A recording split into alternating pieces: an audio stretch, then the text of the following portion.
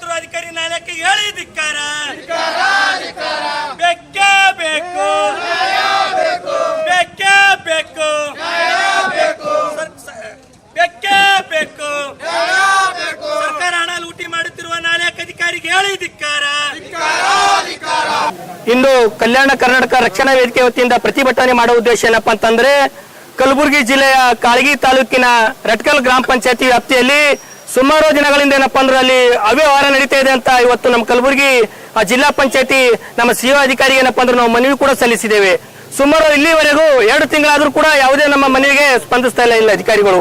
ಇಲ್ಲಿ ಅಧಿಕಾರಿಗೆ ನಾನು ವಿಚಾರಣೆ ಮಾಡಿದಾಗ ಇಲ್ಲಿ ಅಧಿಕಾರಿಗಳು ಕಾಳಗಿ ತಾಲೂಕಿನ ಇಒ ಇರ್ತಕ್ಕಂಥ ಬಸಲಿಂಗಪ್ಪ ಡಿಗ್ಗಿ ಅವರಿಗೆ ಏನಪ್ಪಾ ಅಂದ್ರೆ ಅವರಿಗೆ ತನಿಖೆ ಮಾಡಿ ನಮಗೆ ಮಾಹಿತಿ ಕೊಡುವಂತ ಇಲ್ಲಿಯ ಜಿಲ್ಲಾ ಮತ್ತು ಪಂಚಾಯತಿ ಅಧಿಕಾರಿಗಳು ಹೇಳ್ತಾರೆ.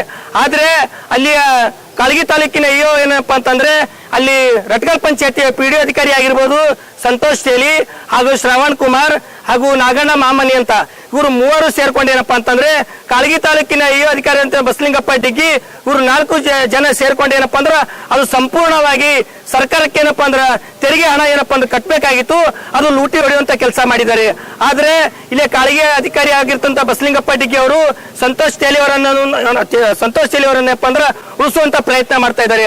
ಆದ್ರೆ ಇಲ್ಲಿ ಇರ್ತಕ್ಕಂಥ ಸಂಪೂರ್ಣ 4 ಅಧಿಕಾರಿಗಳು ಇಲ್ಲಿಯ ಜಿಲ್ಲಾ ಉಸ್ತುವಾರಿ ಸಚಿವರಾದಂತ ಪ್ರಿಯಾಂಕರಿಗೆ ತವರಿನಲ್ಲಿ ಇವತ್ತು ಅದೇ ಸಂಬಂಧಪಟ್ಟ ಸಚಿವರು ಕೂಡ ಆಗಿದ್ದಾರೆ. ಆದ್ರೆ ಕಲಬುರಗಿಯಲ್ಲಿ ಯಾರು ಹೇಳೋರಿಲ್ಲ ಕೇಳೋರಿಲ್ಲ, ಆ ಪರಿಸ್ಥಿತಿ ಆಗ್ತಾ ಇದೆ.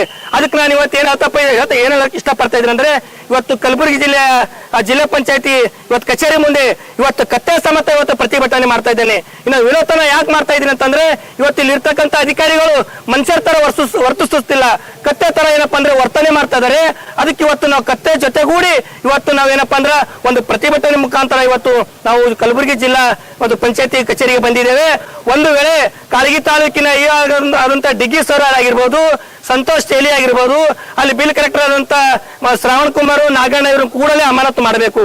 ಒಂದು ವೇಳೆ ಅಮಾನತು ಮಾಡದೇ ಇದ್ದರೆ ನಾನು ನಿಮ್ಮ ಕಚೇರಿ ಮುಂದೆ ಕತ್ತಿ ಜೊತೆ ಕೂಡಿ ಇಲ್ಲಪ್ಪ ಅಂದ್ರೆ ನಾವು ವಿನೂತನವಾಗಿ ಹೋರಾಟ ಮಾಡ್ಬೇಕಂತ ಈ ಸಂದರ್ಭದಲ್ಲಿ ಹೇಳಕ್ ಇಷ್ಟಪಡ್ತೇನೆ.